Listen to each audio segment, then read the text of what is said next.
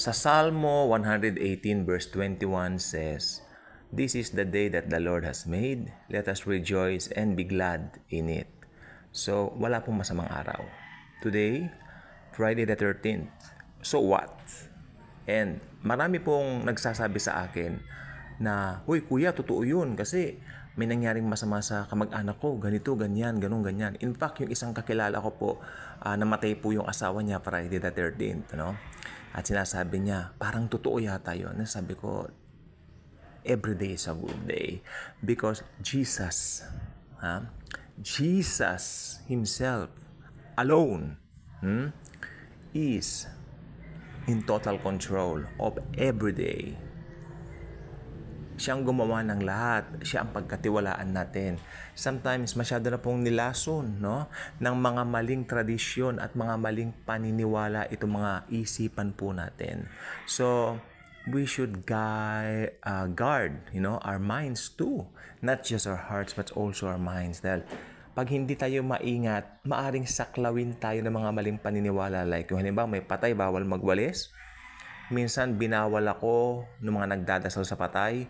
Kasi nagpawalis ako, uncle ko po yung namatay. Sabi ko, pag hindi po ako magpapawalis, maaaring magkasakit po yung mga makikipaglamay dito. Kasi sabi ko, germs po yan, alikabok yan. Ang gusto po niyang gawin, ipabalik dun sa bata, yung inutusan namin bata magwalis.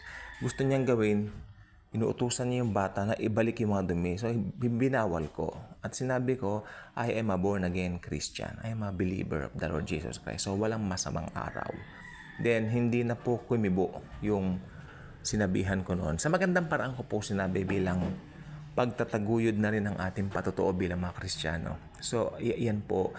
Kung papayagan po ninyo yung mga maling paniwala. In fact, I'm not sure about this. Totoo po ba na kapag Biyernes Santo raw po dati, yung ibang tao hindi naliligo?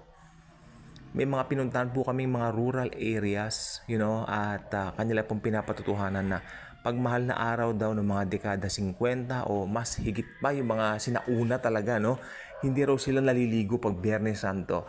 Dahil merong mga kasabihan during that time na kapag ka naligo ka daw, yung tutulo din sa gripo o sa shower mo ay dugo. Kalokohan po ang mga yan. Unbiblical ang mga yan. Okay? Hinahatulan ng Biblia ang mga yan. Anything na pwedeng magtanggal ng kalayaan mo sa Panginoong Hesukristo, ito po ay hindi sinasang-ayon ng banal na kasulatan. Ayaw ng Biblia yan.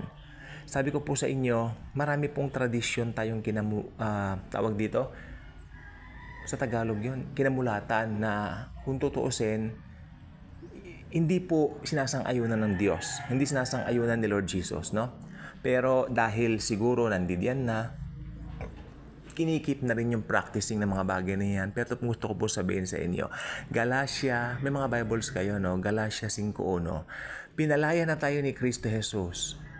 Kung gayon, wag na kayo magpaalipin kanino man. Sa English maganda, in Christ we have our freedom already, so don't let anyone enslave you again. Okay? Ibig sabihin, bakit ka pa magpapadaya? Bakit ka pa magpapaalipin sa mga bagay na hindi naman totoo? Mga bagay na hindi naman sinasang-ayunan ng Panginoong Hesukristo.